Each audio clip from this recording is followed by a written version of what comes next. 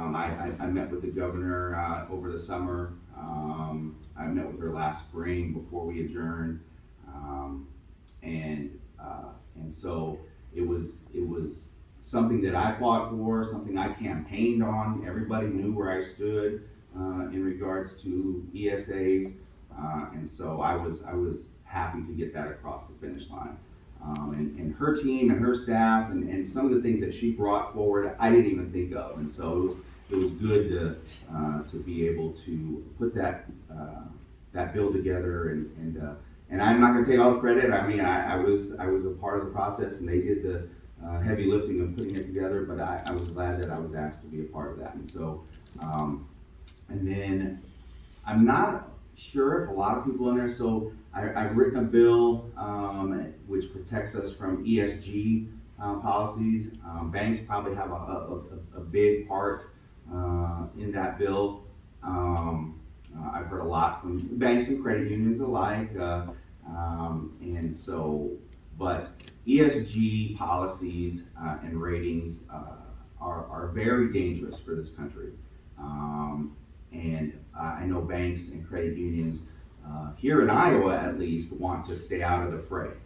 They don't, a lot of them agree with me. And so, but when you start, the first two parts of the bill, there's three parts of the bill basically. The first part is our retirement, so IPER's retirement, protecting teachers and policemen and firefighters and state government workers, protecting their pensions from smaller returns and diminished dividends and things like that. That's the first part of the bill, what it protects. The second part is, just like private business, they're able to do business with whoever they want. Well, so is the state government. So we feel that if you're going to discriminate against farmers, or you're going to discriminate against the firearms industry or natural gas or oil or anything like that, then we have the right to do business who we want to as well. So just like private business has the right to do, so does the state. So we want to protect our entities here in Iowa. We want to protect agriculture. We want to protect the firearms industry. We want to protect all that. The third part of the bill, which is probably the most controversial part of the bill, it just states that banks, state chartered banks and credit unions are not allowed to use third-party ESG policies when making decisions for commercial or personal loans. I say third party because because banks and credit unions set up their own rules for how they go about doing business within their bank. And so I'm just saying that there's no federal standard, there's no state standard for ESG policies, that if a bank wants and truly believes that ESG is something that's good, let them set up their own policies. They can set up their own policies, they can deny loans based on ESG factors, and they can qualify those loans themselves. Just don't shift the blame on somebody else. And so that's probably the part that gets the most pushback. And I apologize if I didn't. ESG stands for Environmental Social Governance. So basically the E part, the environmental part, is they can come in and say, well, to John Deere, well, how many battery operated tractors or combines do you have coming down the pipe? The S part is the social piece, which is, how much diversification do you have in your hiring practices? Do you have an inclusion policy for transgenders and gays within? And they can make ratings based on that, and you can get a lower score, which means you can either be denied a loan, you can have a higher interest rate based on that, not just your assets, liabilities, and credit history, which I think is what all loans or policies should be made from. So that's kind of what ESG does, and I want to protect Iowans from that. So those are the two main pieces that I've worked on, and obviously, like Dave said, we're part of many different bills, and So that's why we're here today, to kind of get your feedback and answer any questions you might have. So we'll open it up to questions or comments, or Even the ones in back, if you shout it out. I'll be the first. Sure. Sure. My name is Carol Helgeson, and I have a concern about education, and it dates back 50-some years. I was educated here in Lake Mills, which I thought, public school, decent education. I went on to college, University of Iowa State.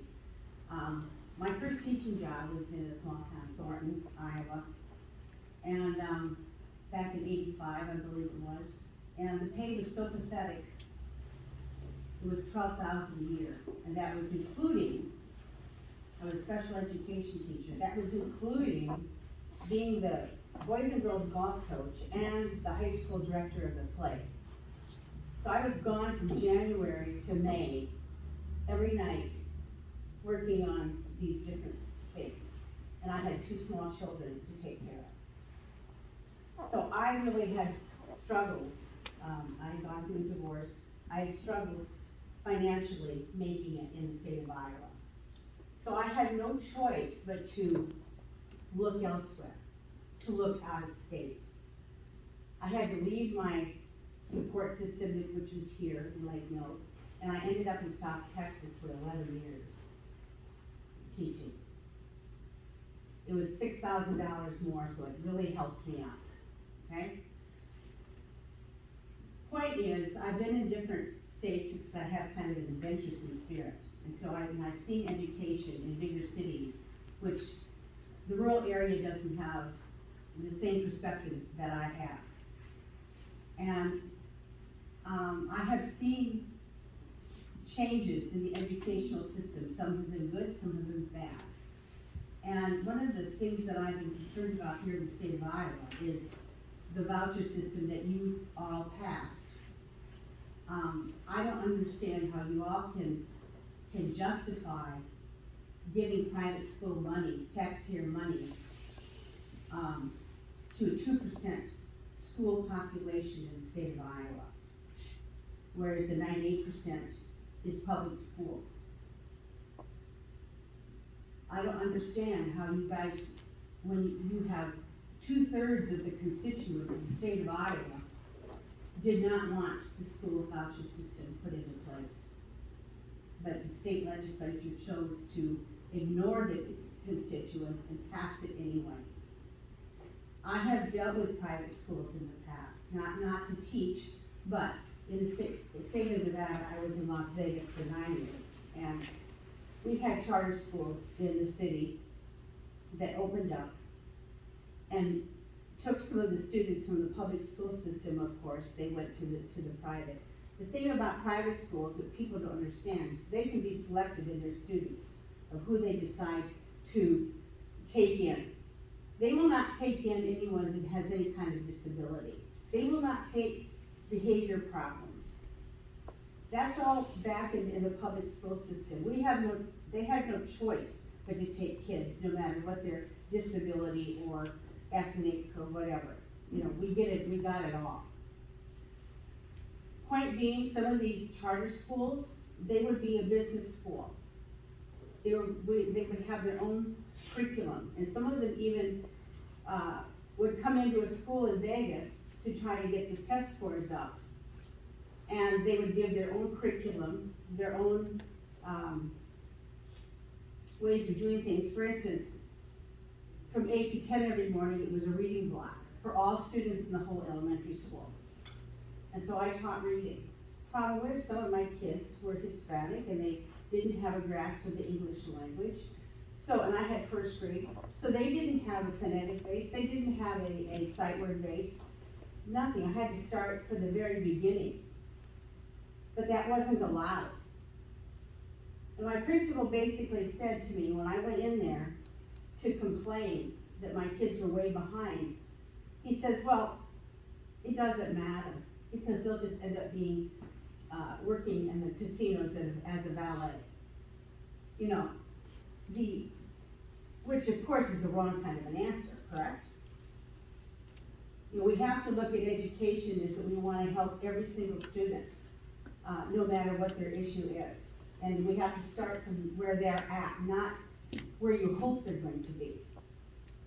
And, so I only lasted a year there, and I transferred, and then I found a good principal, and it wasn't an issue. You know, she let me do whatever I needed to do. But, point being, the business model didn't work, and they had that business model for,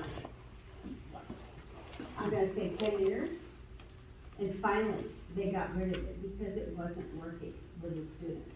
The scores never went up, as they had hoped it would do. But Henderson Schools, I don't know if you've ever heard of them, but they made a big bundle with the Las Vegas system for quite some time, Clark County. So, point being, well, I was gonna say one more thing about this. You know, when the charter schools opened up and some of our students went to the charter school, guess what? They came back to us after 2 years behind the other the public school students. You know, it wasn't just a handful, it was, you know, like half of them came back because the parents were realizing that their kids weren't getting the education that they wanted.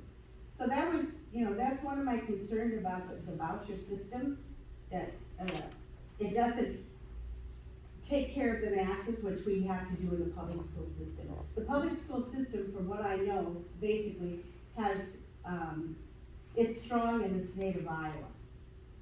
And it needs to remain strong.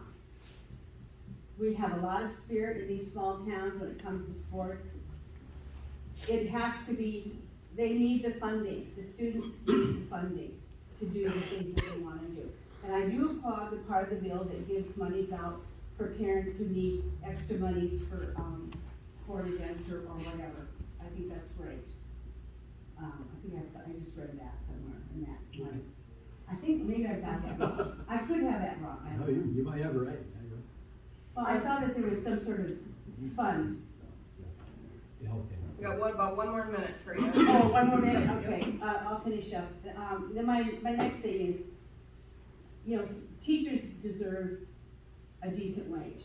And oftentimes the wages are set for teachers because they're women. And a lot of women these days are, you know, breadwinners, and so they need to have a decent wage to get started and to keep going in the state of Iowa. I left for 50 years and came back. I shouldn't have had to do that to make a living. I did. Did you finish your career then, Carol, in education? Yes, Okay, I had 30 years in education. through the Iowa system? No, I was educated in the Iowa system, but I was in Minneapolis area for 6 years. All over elsewhere. South Texas 11, and Vegas for 9, something like that. Yeah. And here in Iowa for 2 years. And 2 years I was here, I couldn't make it financially. Right, So I had no choice but to leave. right. I went to school at U of I too, graduated a few years before you, but I originally was going to be a PE teacher for elementary, Uh-huh. and then I switched over to a different degree, but. But you when must have had a hard time with it too. Well, no, actually, I enjoyed psychology more, and I had a different career path at that time, but. Okay. But getting back to your point, I remember when I got out, I became an underwriter in an insurance company, a large one, at $8,400 a year. And some of my friends who were teachers, no offense, but they were doing all right in that area too. So we were all kind of starting off at the same deal, and each of them has a better benefits or whatever than the other. But it's just interesting because career starters are typically, I wrestle with that too, because you always wish it's younger people that need more money because you got to support a family and you got to do that. That's part of the deal. I just want to mention though that you mentioned a survey. The survey I saw actually was 67% were for some sort of educational savings account system, and that cut across both parties. That's the thing that struck me. It was Democrats, Republicans, and independents at 67%. So the surveys that I was privy to, Ed Choice was the one I looked at, that tended to give me a different perspective, and it looked at it at a lot of different ways on it. I also want to say that my kids, I graduated from Cedar Rapids, Washington, 525 students in my graduating class. And you're absolutely correct that it's a world of difference between metro schools, rural schools. Right. We moved out to Western Iowa in '87, and then we raised our kids in Atlantic, Iowa for 9 years, and then we came up when my oldest was just third grade, and we finished up at Spirit Lake Schools, and I would trade their education for anything. Right. And, so it isn't a matter of a war or anything like that on public schools. I mean, we're all parents, we all have children, and we do trust and love our public school system. So I just want to make that comment. And the whole idea of the governor's program was to get all kids the opportunity for education, a quality education, and to get the family and the parents more involved in that whole process. And that really was, I think, the motivation and the gist of it over the last 5 years. I think you'll agree with me that over the last 10, 15 years, post-high school education has changed tremendously. You have University of Phoenix online, you have community colleges, you have all these different entities. It's evolving. It truly is evolving. Watching Texas or watching Colorado, I have a son-in-law who teaches out there. It is definitely evolving, and they're trying to find their way. Colorado, for example, has so many choices now in school. I don't go to that at all. No, I know that. My son lives in Colorado. Right. And, So Denver area. they're choosing a school right now for pre-K for my grandson, and so I understand and empathize with that. This law, as it goes into it, the way I looked at it was that the impact it will have on some families are profound. They will be able to actually attend another school or whatever to choose what school they'd like. Now, I'm not talking about our rural communities. I mean, they will too. But in the more metro areas, I think that impact will be profound for some people. Not all, because not everybody would want to make a change, because they do love their community, they do love their neighbors, they do love their teachers. And so I don't see that as being a huge impact in rural Iowa. The choices are smaller, that'll limit it in some ways too. Now, is that fair or not fair? It's just the way it is right now. And we also have open enrollment, as you know, that was passed last year. So that can always occur anyway. I did vote for the bill because I saw this as an opportunity for families and also school boards, superintendents, and everybody to somehow open up this communication a little bit better than it has been in the last 5 years, definitely. And I see it as an opportunity, quite frankly, for that evolution I was speaking of, to have that evolve into something that's going to be more family friendly if it needs to be, but also those resources for every child in the state of Iowa. And But it's not. well, Iowa is a rural area, basically, Yeah. compared to other states. You know, the bigger cities, they're the people that are going to benefit from the bill, not the small towns like Lake Mills or Estherville or Elmwood or whatever. They're not gonna have the students aren't gonna get the same amount of money. Right now, the private schools, from what I saw, those kids are going to get more money than the public school kids. That's not right. When it's 98% is rural in the state. okay, so to educate a child in the state of Iowa, and you could correct me, is $17,035 a year, roughly? And so what happens if that student does transfer to a private school or a non-public school? Then that $7,600 in chain, 35, will follow that student. But out of that 17,000, the rest remains with that school district, and that stays there. Another part of this bill is going to be the categoricals. So right when that student transfers to a non-public school, the state of Iowa pays $1,205 to the original school for the categoricals. That's your teacher leadership, that's talent gifted, and other components of that. That is one benefit of the bill. So now you've got a remainder of about $10,600 or whatever staying with that school. One less student, those monies are staying with that school. Then you have on top of that in the bill that the superintendent or the school, they can spend the categorical monies, the monies that are in there, for other things, such as teacher salaries, such as teacher bonuses, or what they need. And that has been a huge barrier for schools, public schools, because they couldn't get to that money. In fact, I think it was estimated $100 million is sitting right now in the categoricals in the state of Iowa, unused. So this allows more monies to be going to that public school, or the use of it and the flexibility for the superintendent to use it. You know what, I'll trail off there because I know Representative Stone, he helped run this bill, I know.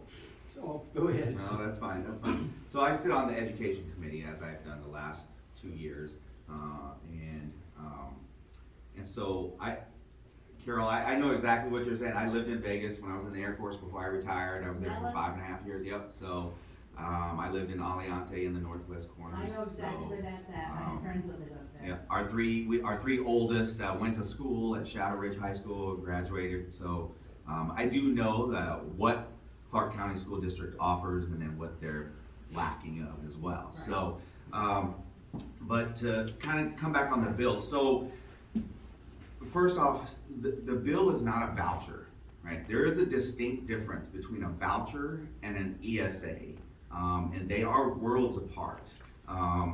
So a voucher is where the government, and the state government, will pay money directly to a school, right? The difference is when you have an ESA, an account is opened up by the state, and the $7,600, $7,635 to be exact this year, is deposited into that account for that child.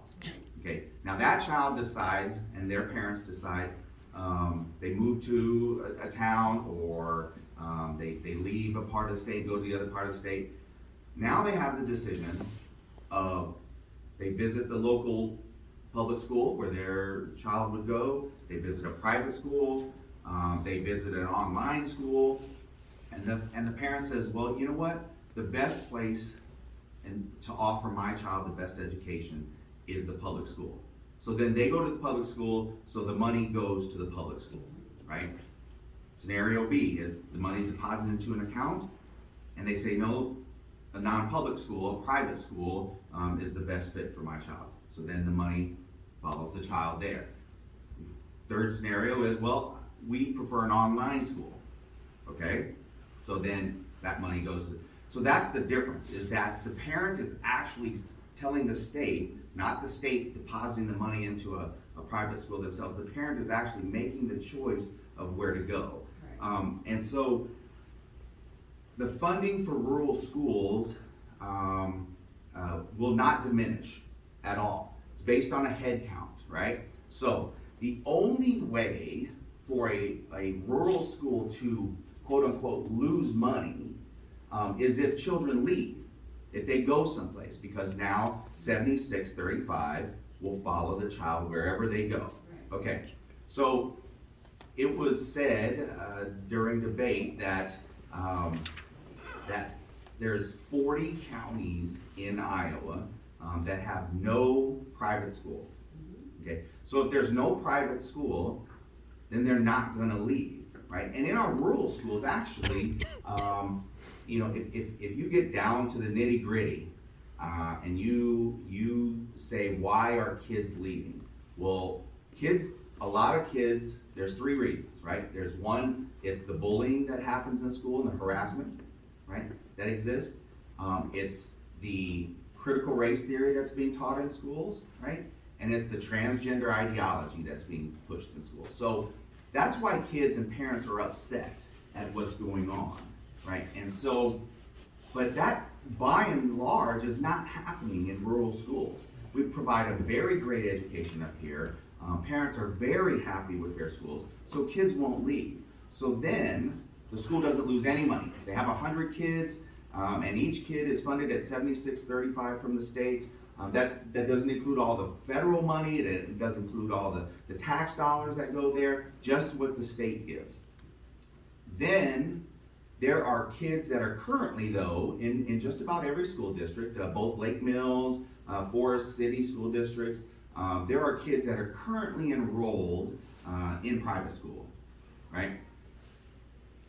The school district will then get $1,205 for every child that is currently enrolled and takes advantage of the ESA in private school.